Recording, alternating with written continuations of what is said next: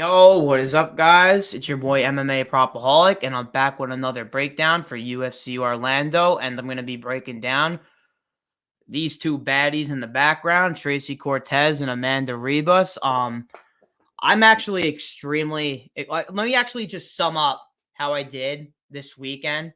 And if you guys tailed my football picks yesterday, I'm sorry. I did very terrible. I went down like 3.75 units, but during the week, I did really good with football.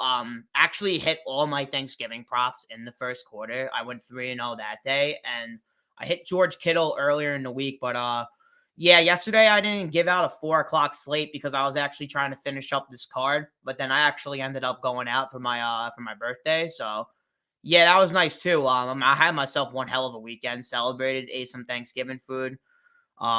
Smoked, I drank. It was a fun weekend, but now we're back here, guys. We're doing business.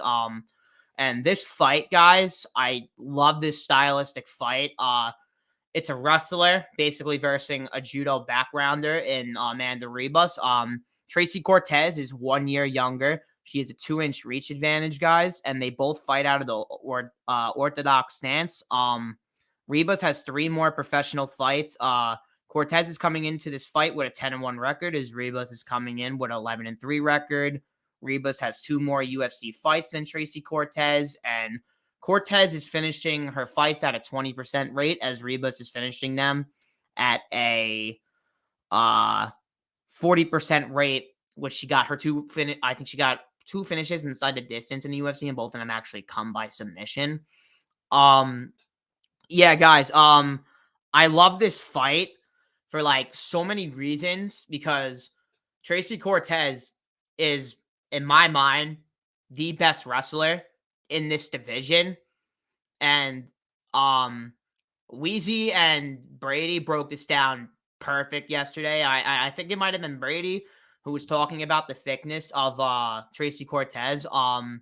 Yeah, guys, she's physically strong for the division, and when she gets her opponents down, she's not slouching her takedowns. She's using the double underhooks. She's getting underneath the butt, and she's literally picking you up, throwing you on your ass, and she's trying to top mount you and control you. She's control over submission, as you guys can see. She only has 1 win by submission in her career. And that comes against, let me check, Monica Melina. I'm terrible at last name, guys. I'm sorry. That girl is 3-1, and that was actually Cortez's 4th professional fight. Cortez has really good wins, guys. She won a split decision against Erin Blanfield in Invicta, which was only 3 years ago.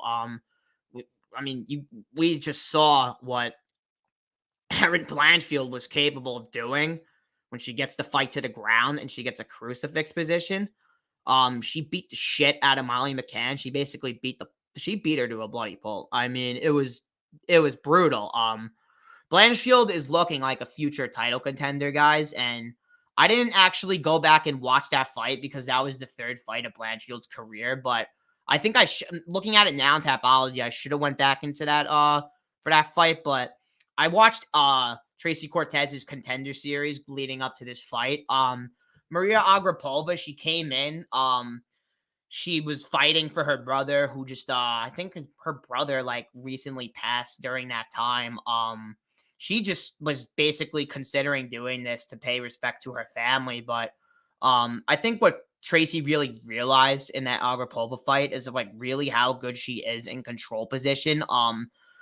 Guys, Tracy Cortez, what she did to Agrapova, and like, I'm not like, and if you guys watch the Agrapova fight and you go to the Melissa Gatto fight, there are a couple of things that I don't like about Cortez. I think Cortez is a phenomenal wrestler. I think she's phenomenal at keeping control time. I think she's great at, she's kind of good at like keeping volume on the feet. Like I know it only said she throws 6 significant strikes per minute, but like when you watch her on the feet in her tape, she's not really getting mauled on the feet to the point where like she has to shoot a desperate takedown. With like, I don't like about her is when she throws her leg kicks. She doesn't even put her hands up. She blatantly like kind of relies on her Mexican toughness, which I've heard her say in like multiple interviews. Amanda Ribas is striking over her past six fights has just improved significantly. She was literally just like a judo girl, jiu-jitsu coming into the UFC. And when you watch her striking, and when you watch her in her last fight against Shakagian, she was kind of like, I wouldn't say like winning minutes. Like she won most of her time on the ground, taking down Shakagian with her impressive judo throws. Because Shakagian, I know the height. I know. I don't know if Shakagian lied. I don't know if Ribas lied. But I mean, to pick up the number one girl in that division, walking up a weight class and throwing her like a rag doll and kind of like controlling her for about like 5 or 6 minutes of the fight is pretty impressive to me. And I have seen Tracy Cortez taken down. Um, she's been controlled. Uh, she's been controlled 8% on the 4 times she's been taken down, which her opponents have shot 14 takedowns on her, and she's defended 10 of them. I'm about to look and I think it was I mean, I'm gonna go by her fights, guys. I'm sorry, I kind of lost track, and I'm just like really excited to talk about both sides. She did to Agrapova. She just controlled her the whole fight. Like we know, Agrapova is not really full of a gas tank, and if you watch her in the third round, I mean, was just wearing her down on the ground, and she actually has really good ground and pound. She really wails on her opponent with the ground and pound. She really likes top mount, so she can throw elbows too. She was showing me that she had ground and pound in that fight, and that was 3 years ago. And she absolutely destroyed Vanessa Mello, had her in control time the whole entire time. But at one point in the third round, and I think it was like the first minute of that round, guys, she was getting cracked. I love her entries. Like, I didn't like her entries in the Agrapova fight. But like when I watch her in the Edgar fight, I mean, my God, she was controlling Edgar the whole fight too. And it looked like her fight IQ just improves in each fight. To me, it gets better and better when you watch Cortez.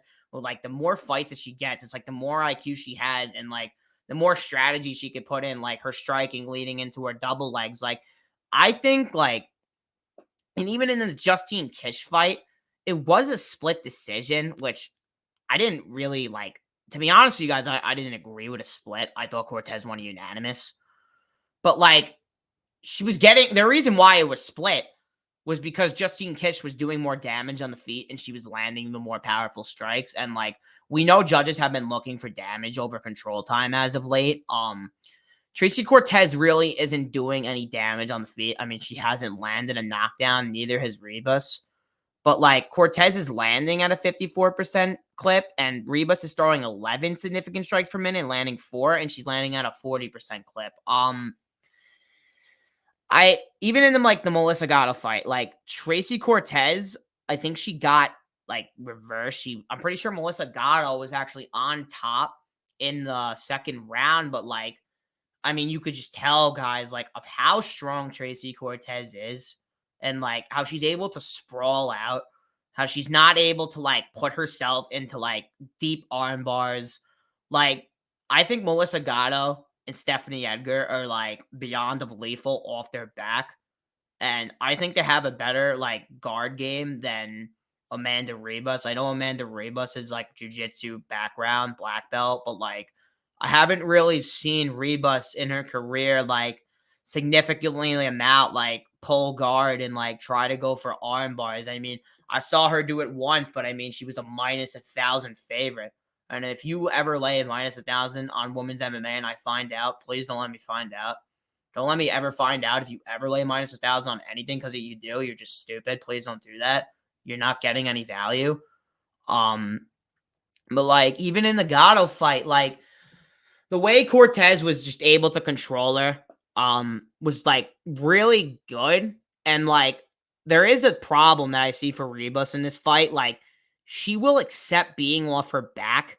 And I remember Verena Janarova got her down like significantly easy in that first round, and it was like 3 minutes and 45 seconds left in that round.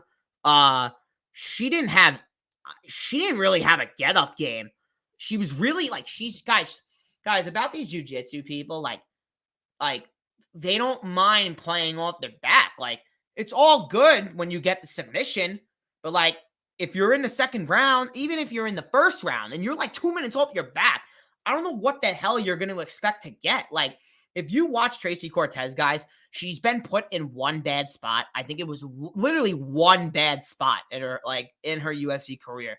I'm trying to remember who it was against, but like I think it was literally her last fight against Melissa Gatto. But like the way she was able to just like she didn't panic.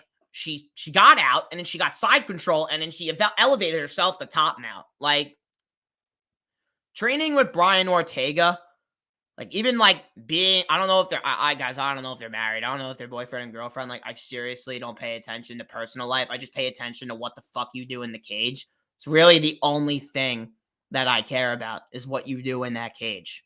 Like if you're training with T City, like the amount of submissions that guy knows and like how he pulls guard is unlike anyone that I think I've seen. Like, and Ortega knows like every submission basically in the book. And I'll tell you right now, Tracy Cortez's camp has been practicing it. If Ribas accepts being on her back in this fight, and she didn't, I think Shakagian even, I don't know if Shakagian, I'm going to check if Shakagian got her down in her last fight, because if Shakagian did get her down, I'm pretty scared for her. I'm scared for Ribas because Shakagian's not even a wrestler. She was actually able to defend 2 of the takedowns. Yeah, guys, like, she has a what? I'm pretty sure Ribas has a 88% striking defense. But guys, it was against Janaroba. She's not good at getting the fights to the ground, guys. She's not a wrestler. Like, she's more of a Ribas type style to get you in the clinch and get you down. Like, Tracy Cortez's clinch game, like, I've been talking about her wrestling game, how she keeps her opponents down, but holy shit, guys, she excels in the clinch. But what scares me is she gets too greedy in the clinch and she leaves herself open to a judo throw. Because, I mean, it could happen. I mean, it's Ribas' background. I mean, Ribas has been doing judo for years. But, like, when you look at Ribas' losses, they're coming from strikers. They're not coming from grapplers. Janaroba, and we know about Janaroba, too. She doesn't have a gas tank. She doesn't. And when you don't have a gas tank, and, like, that's been, like, and you've only have really seen one wrestler in the UFC, like, and even I look, like, she faced Mackenzie Dern too. Mackenzie Dern is like I think like a 15% takedown off it, like 15% takedown rate. Like Tracy Cortez, guys, has a 48% takedown rate, and she's getting 44% control time. Ribas has 23 takedowns attempted. She's getting 31% control time. And she has a 47% takedown offense. Like, I really think whoever wins this fight, it's going to be on the ground. Like, even in the striking, like, I think it's even. But what scares me in the striking is, like, kind of Cortez, like, leading her. Like, she doesn't, like, she has a 59% striking defense, but it's like when I really look at her on film, I don't really see a 59% striking defense. What I see is her kind of leaving her hands down. And like when she throws leg kicks, she doesn't put her hands up. She leaves herself open. Like, Ribas almost actually knocked out Janaroba, and I thought she could have really finished Janaroba, at least definitely in the end of the second round. She definitely could have finished her in the end of the third round. If Ribas gets that head kick in there and she sneaks it in there, I don't know how Cortez is going to react, but like when I've seen Cortez hit multiple times, she doesn't ever seem to get phased. I don't like fighters though that rely on their chins, and I like fighters that are like defensive, responsible, like they're responsible for themselves. But like this fight's a pick'em.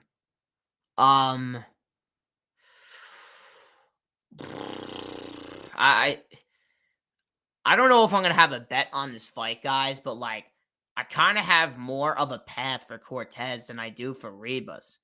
Like, could Ribas, I don't think Ribas can win to the point on the feet that she's going to get the decision because of all the damage she does on the feet. She has an 88% takedown defense, guys. She defended 7 of the 8 takedowns in the Janaroba fight. If you guys take off that Janaroba fight, she's only seen 9 takedowns. Listen to the fighters that she was facing up to that point.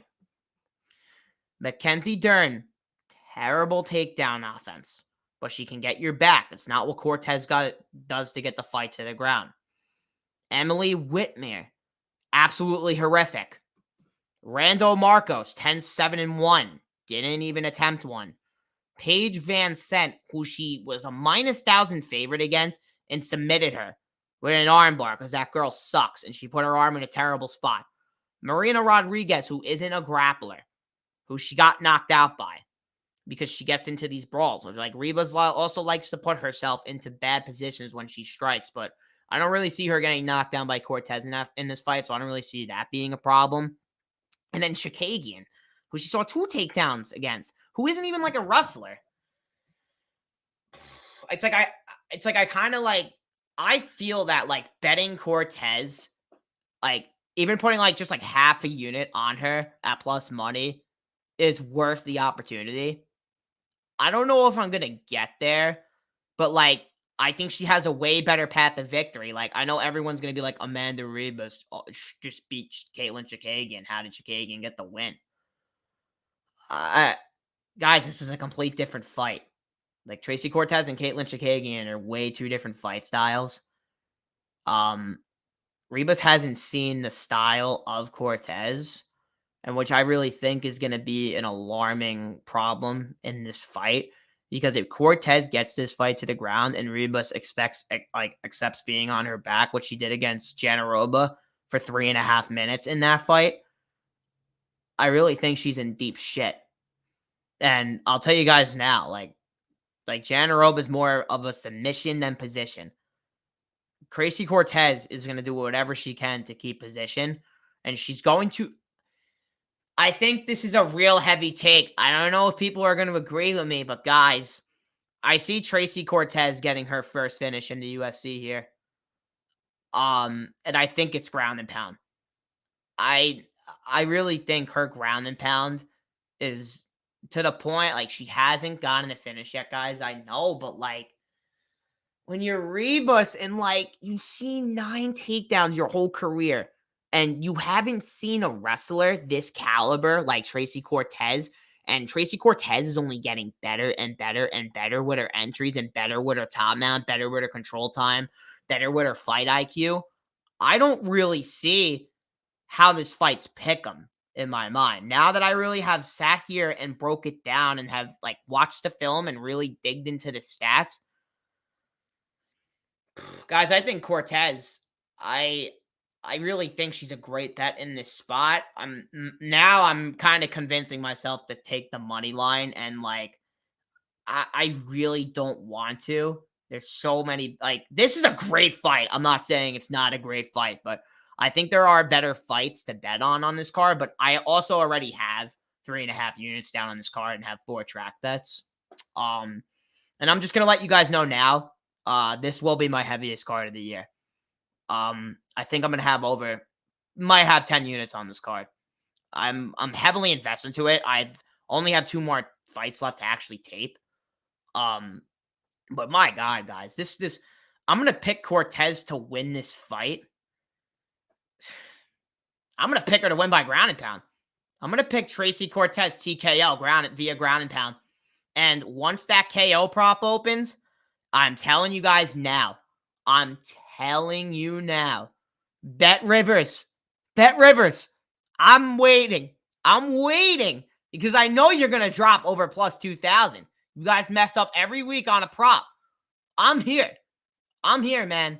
And I know a book is going to screw it up badly.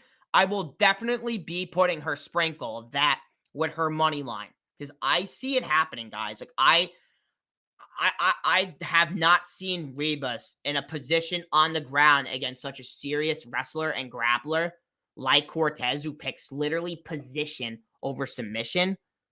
Give me Cortez. Give me Cortez by TKO. Give me her by ground and pound. Guys, I'm very excited for this card, and I'm extremely hyped for this fight. And this is a great fight, guys. I just think that it's a problem for Ribas. She's gonna get she hasn't been controlled. She never really has been taken down. I mean, 9 takedown attempts through like 8 fights. In 6 fights, besides counting out the Janaroba fight, is alarming. Because Cortez is not going to give up position. She's not going to let go of the clinch.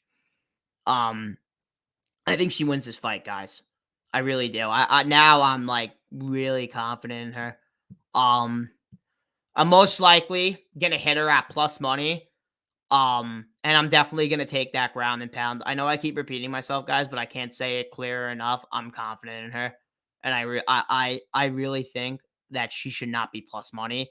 And I think people are really going. I might wait because I know people are going to keep betting Ribas basically based off the Shikagian fight. Two different fight styles, guys. So if you're gonna just bet her because of that last fight, don't do that. I really don't recommend you to do that. I don't at all. I really don't. But if you like Ribas, and if you think she's hotter than Cortez, hey, I don't blame you for a simp bet. At all. I don't blame anyone for a simp bet here. But yeah, that's gonna be it, guys. I hope you guys enjoy the breakdown. Make sure you guys are following me at MMA_Propaholic on Twitter. And yeah, guys, I'm gonna be dropping a couple more breakdowns today. So be tuned and peace out. Thank you for watching. Leave a comment, leave a like, and subscribe. 4 away from 100 subscribers. Thank you guys so much. Let's go and peace out.